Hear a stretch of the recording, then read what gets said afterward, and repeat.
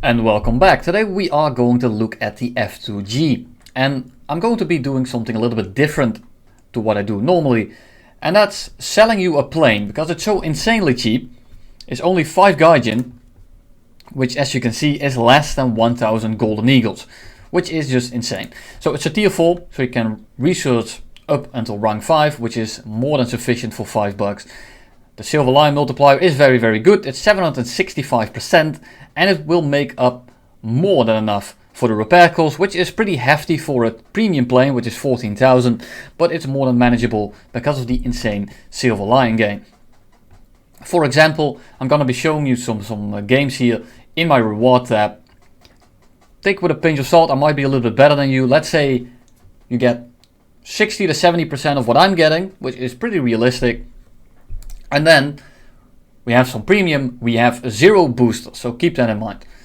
First game, victory, Zhengzhou. I got 2 kills, pretty short game, 82,000. Defeat, 2 kills, died, 47,000. This is with a death, with a loss. Victory, Lizhao Bay, 46,000, only got 1 kill. Pretty hefty amount of battle time, but that doesn't really matter. Battle of Tunisia, 2 kills, 3 assists, win. 90,000. I only got a hit here and I died. Oh, I got a crit here and I died. 75,000. 7,500, sorry. That's 75,000, a little bit excessive, isn't it? Kuban, that's 6 kills, no death, 170,000. Battle of Baston, 4 kills, no death, 143,000. Ladoga, 5 kills, no death, no assist, 144. China Civil War, 90,000, not sure how many I got there, I think it was like 2. Air Battle France, 4 kills, 100,000. Mossdog, 3 kills, 100,000.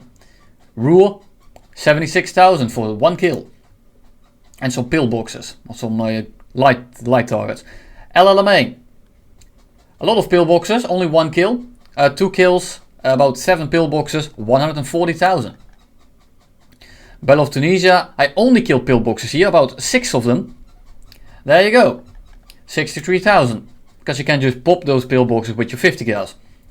Battle of Tunisia, another one, also only killed pillboxes because, well, the enemy is like rushing to the pillbox, so I have to counter rush them. And then I'm only ground pounding. So these are just ground pound results. You don't need to be very good to manage these. 120,000 for a 4 kill game. 86,000 for another 3 kill game. 100,000 for a 6 kill game and a crash. Yeah, I crashed landing on the carrier, very amazing. This thing does not have an arresting hook. Frontline Mossdog, not sure what happened there. Not much of a, what's it called, a reward, but it gets the job done.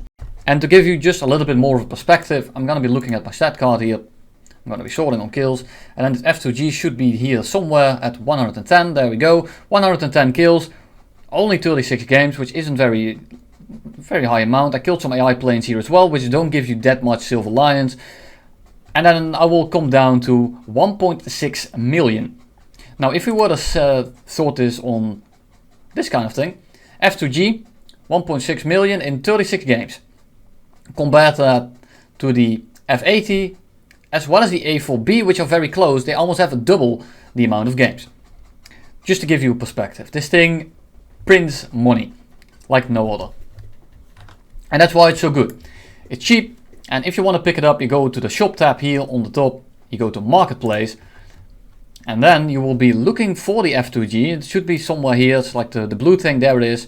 5.74 Gaijin right now, and if you click it, you can sell it for a little bit less. I don't know why people make it this cheap, I don't know.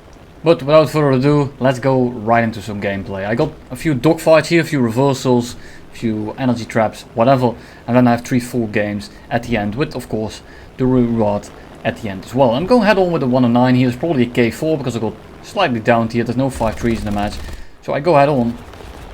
And I notice that 152 is really high, so I'm just gonna actually turn my ass towards the K4, which I now can confirm as a K4, and look at the separation I'm gaining in this little amount of time. I'm a lot faster than him, and I will be using this very shortly. This thing is good at low altitude. It's not very good at high altitude, but right now the K4 is significantly slower than me, which I want to use as soon as I can, because the longer I wait, the bigger the disadvantage my end will become.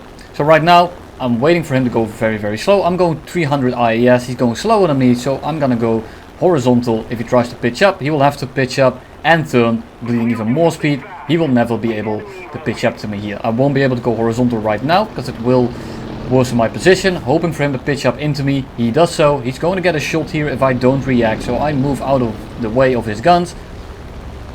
Very gently pull just a bit to the side. I see that my teammates are coming in, so I want to wrap this up pretty quickly. I'm gonna put all my energy, all my turn, all my positioning into this shot. If I miss it, I will just exit the area, and if I hit it, well, then we get a nice little fireball, and that's going to be kill number 1. P-51 Hei on my 6, and this is a very dangerous plane. Unfortunately, you will face your own enemies very often. Keep in mind, your engine power at low speed is actually better than his. He's very dangerous, however, because he's way more maneuverable, so we have to drag him into a fight at sub 300 to sub 250 kph. Dodge him once. I was gonna say thank you, but I mispressed my chat commands. Right now I'm just trying to go horizontal here, going to maintain my position. I don't need to stall myself out. I'm going to maintain position, use the flaps, turn very slowly into him. He's now in front of me because he overshot. Because this roll rate, especially at higher speeds, is very nifty. And it's kind of comparable to a 190 in that sense. It's very fast, has good climb rate, and it has an insane roll rate, and it doesn't really compress. But it doesn't turn very well. So essentially it's just a better Dora, but with 50 cals instead of 20 mils. And when I'm saying it doesn't turn very well, you really have to kind of realize how badly it actually turns. A21 pops up behind me, I look behind, and now I start a reversal. The A21 will lose more speed than me. He will actually turn very tightly with me, but I have a lot more energy at low speed. They're all going to leave me alone this time, so it's only going to be 1v1. Very lucky in that regard, because if that F2G at any point of this fight tried to turn back into me, I probably would have died. But because he didn't, I am now able to well, juggle this A21 around, and he's actually pretty annoying to get off me because he loses a lot of speed, and I can't really drop my throttle, because if I do so, he will cut into me and I will most likely die. And I'm not really looking forward to dying right about now, so instead I'm going to put it into a rolling scissor. I'm trying to keep this loop as tight as possible, trying to keep the energy as high as possible without going too fast so I stay in front of him forever. So it's a little bit of a balancing act, and this is just a little bit of feeling the waters and trying to trust your instincts. I don't really have a good kind of guide for this kind of thing.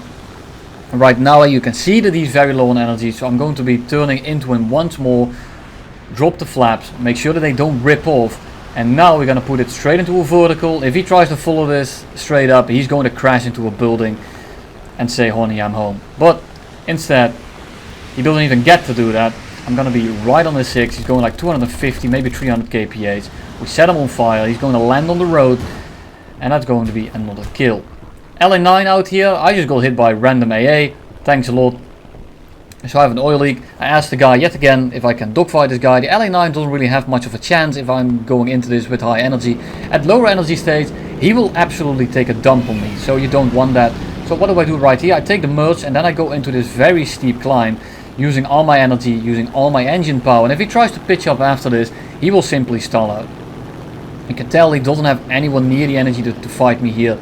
I'm dropping the flaps, I'm gonna be turning after him. If he tries to go up, he stalls in my guns. If he tries to disengage like he does right here, then he will give me a 6. What he has to do right here is actually try to outturn me, because he will never outrun this thing on the deck. He will also not outrun me at high altitude, but you know, to each their own. Another F2G, and you will see these very often, and when you're in an advantageous position, you have to use it. I take a little bit of a risky line here, because I like going for the fancy shot here when I have some energy. Wiggle my wings left and right a little bit to make it a harder shot. He manages to hit the last few shots before he stalls out, and what I should have done here is go a little bit more horizontal, delay my stall. I was a little bit too overzealous. I turned in and I kind of messed it up. Luckily, I'm still in a very good position here. As you can tell, the bottom of my loop is the top of his loop, which indicates that I have a lot more energy. This time I'm going to keep it a little bit more horizontal, just for good measure. And he's going to pass, well, a little bit more in front of me this time. Now I'm slightly behind him. I'm gonna go straight up yet again. He doesn't have anywhere near the energy to go up for me here. And if he tries to, he will stall himself out. So right now I'm trying to position myself behind him. We are going to pitch straight up. And because I'm in the same plane and I'm on min fuel by accident here, there is no chance that he's going to be lighter than me. So I'm going to keep my stall up here a little bit. He is not getting this shot. There you go. Now he stalls out. I pull in behind him, drop my throttle a little bit to secure the position. Because at this point he is not going to be out-turning me anymore. I get on the 6, get a few hits in. Get a few more hits in. Get a few more hits in. Kill his pilot, set him on fire, and he gets cremated on the spot. Classic energy trap. I'm going pretty fast. I'm going 520. He just took off. His top speed is about 560-ish. Not really sure what it is, but he's not going to be doing anywhere near the speed I am doing, and I will actually outclimb him at lower altitude. So I just zoom past him. He will have to do a turn. I'm still flying straight. And we are just going to slightly, but surely, close this spiral up until I get right above him, and then we just drop back down on him, and he is going to be dead. I don't have the most amount of ammo, 400 rounds left, which isn't a very small amount, but there's still 2 more guys, and I want to make sure that this guy actually dies, and I can still kill one of the other bombers. So he stalled out, tap fire a little bit, hit more, hit some more, hit some more, and yeah, he's still not dead, but he's very severely crippled right now, and you can tell that if I just try to pull back into him, I will not have the turn rate to do so. This plane doesn't turn very well, and the 109 here, also not the best kind of turner. He has way less energy, and I'm not able to actually compete with his turn rate, which is very annoying. This thing is a little bit of a brick in terms of the elevator authority, but it's still a great grinder nonetheless. And if you like what you're seeing here, do know that this takes a little bit of expertise. It's not the easiest plane to dogfight with, because it's a very energy reliant plane. And most of you guys, well, if you need Silver Lions, it's probably not the best thing to do. We kill the G56, we set him on fire, and we are going to extend away for this Ki-84. And I'm going 700 right now, which indicates that I'm going very, very fast. Ki-84 will not be doing anywhere near that, so I'm just going to pitch up for him here. I will probably do now. Now I'm probably going the same speed. I'm already on the 6, I have a very, very powerful engine, so I'm going to keep this strictly vertical. He's already crit. I'm just trying to stay out of his guns here. He's going to be trying to get a stall shot in. It's the Hei with a 30 mils. If he gets a shot in, I'm going to die. Very, very close. Would have been a very nice shot on his end, and I would have been put in a montage. Luckily, yeah, well, yeah, it's a very hard shot, so it's not really, it's a little bit of a 50-50, but at the same time, is it really, it's a very hard shot to hit. I'm still on the 6. He's trying to roll over. The Ki-84 with flaps down doesn't roll very well, so I'm going to be using that to pull up over him. If he tries to pitch up into me, he will lose a lot of speed and time. He's not able to do so. We get on the 6. He's already slow. I have 50 kills. This damage model is an absolute joke, but you know, he's going to die eventually. And here we go. Finally going into the full games.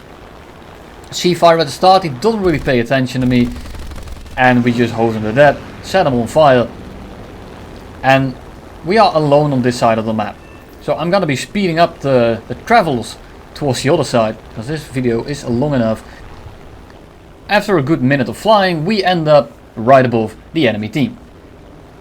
So who do we engage now? And it's a little bit of a furball down there, and I don't really know who to go for. There's a P-51, which is an H on that side of the map, which is actually my main target, but I can go for that guy, maybe save him, and then this blob over there will start engaging me. So I'm actually gonna choose to dwindle these numbers down, and then maybe 1v1 the P-51 Hei in the end. I'm not sure how it's going to end up. The 162 that I tried to save gets killed in the head-on by a P-47M, and have to ball get some spotted here, but I still see some dots. And the J7 I'm not really worried about.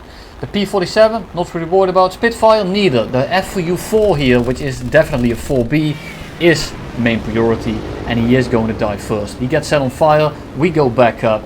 That's probably the most squirmy plane, the most equal to my plane, and he has those A&M trees, which I really don't want to deal with. Ki-84 is back to base. Spitfire is the next plane that's actually very annoying to kill, so I want to kill him right here. I'm on a 6, I have a lot of energy, I'm trying to make him turn. He dodged the other way, we spray, we kill his pilot, we go 740 and we go back up. The J7, not much of an issue, but it's the highest, so we are going to go for him first, because even though it's not the best plane in the world, I don't want to go for the P-47 and the F2G on the deck, and then end up with a J7 with those 4 30mm on my 6. It still rolls very well, it pulls decently at high speed, and I don't pull very well, and he doesn't really have to lead anything because of those 30mm, they have a very high velocity.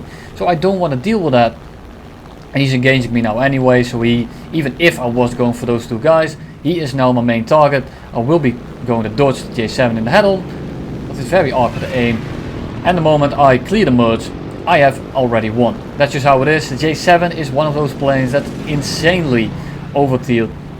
It's really bad actually.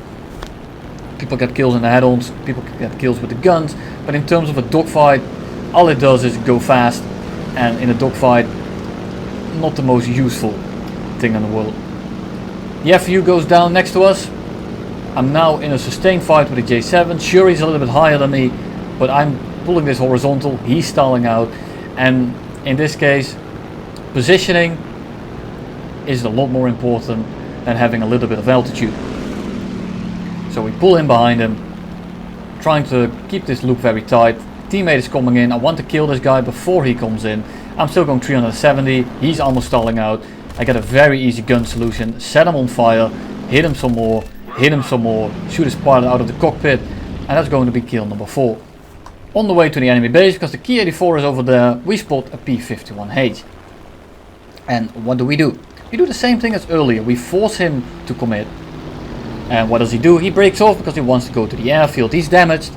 And what I think is he cut his throttle to glide over here, so he didn't have the most amount of speed coming into this fight, which makes it so that I can simply go vertical, or additionally he has some engine damage. But it shouldn't really take away from the fight, because you fight almost every plane the way I'm fighting in right now. You want to keep it in the vertical, you don't want to force the turn rate, because you are going to lose it. And right now he simply doesn't have anyone near the energy, he's probably out of web as well, he's very crippled. And he's not really going to do anything anymore. He's going to be stalling out here. Well, not stalling, he's going like 300, shoot a fat burst, takes him out, sets him on fire, and there's Silver Lions, 130,000. And again, no boosters, no nothing, only premium and a premium plane. And there's a Dornier 335 coming in, he just killed the Ki-83, and I kind of don't want to deal with this guy, because the Dornier late game is very annoying. I will be able to run away from him. But right now he's actually pretty close to me, he's going to be engaging other teammates, and I want to just take him down. Additionally, this plane is the best at low altitude, so anything I can clean up down here will help my team very much in the long run, because it makes it so that my team doesn't have to come down here. I will be able to get my speed back up very quick, and 50 kills have enough range. So I'm going to be just tap firing this Dornier for a little bit. He is faster than me for now, but I'm going almost 700, and if he wants to get away from me, he will have to climb. And well, let's just say for him to get away from me and climb, he needs to go to about 6 to 7 kilometers, and then maybe he will start outrunning me. Unfortunately for him, from down here you're not gonna get up there. So I'm just making sure I keep the pressure on, keep tap firing him. Eventually my guns will connect properly.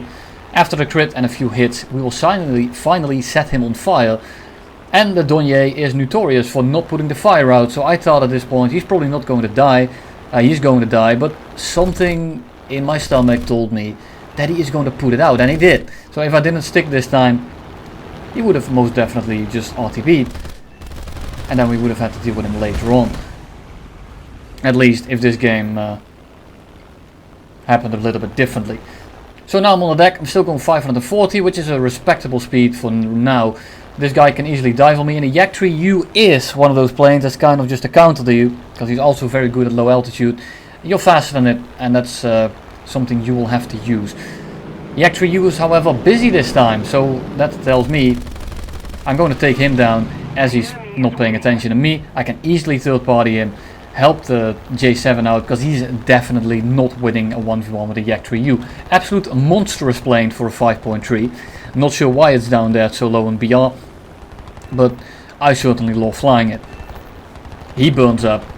Just making sure that he actually burned up, because well, if he doesn't, that J7 is still going to die. Making sure the Yak-3 isn't actually flying with one wing, because that plane really likes to fly with one wing. In the video that I did in it, I ripped my wing off, I landed, and then I managed to clutch the entire game. So I'm not really confident when I see a Yak 3 with 1 wing. I'm a Yak 3U with 1 wing. I'm just going to assume he's not actually dead. Ki-84 coming in. I'm going 450. If he goes for me, I will level out. I will get up some speed, and then once he gets closer, I start diving. And if he then catches me, I can go into a very shallow climb, and we will eventually actually energy trap him. But he doesn't go for me. He goes for the J7 in the back, which is the way I'm flying it right now. Of course, you want to climb a little bit slower, but by going very slow in the climb, it makes you a very easy target. So I'd rather keep my speed up a little bit, and because of this, I'm now able to react to the Ki-84 going for the J7 and help him out a little bit. Starting to climb back over him, starting to dive a little bit to pick up some speed, close the gap and get there in time, because the Ki-84 is going to absolutely slam this J7 if I don't show up very soon, and he probably could have died right there already. I wasn't fast enough. Luckily the J7 is now so slow that it takes the Ki-84 a mighty amount of effort to actually get on the 6, and now he's so busy being stalled out that I managed to gun him over 6. Very lucky for the J7, because I saved his ass about 3 times in the last 20 seconds. And now we go to clean someone else's 6. And this entire game has just been me protecting my teammate, which is something this plane is very good at. The rudder is kind of unresponsive, making it so that it's very hard to kill people at high speed if they are paying attention to you. So when people aren't paying attention to you, you can simply just, well, get on the 6. He's already crit, he doesn't even react to me. He is so busy trying to get this kill. I set him on fire, he's completely busted. He is not going to get that kill in, and he's gonna go straight into a tree. He burns up, onto the ground we go.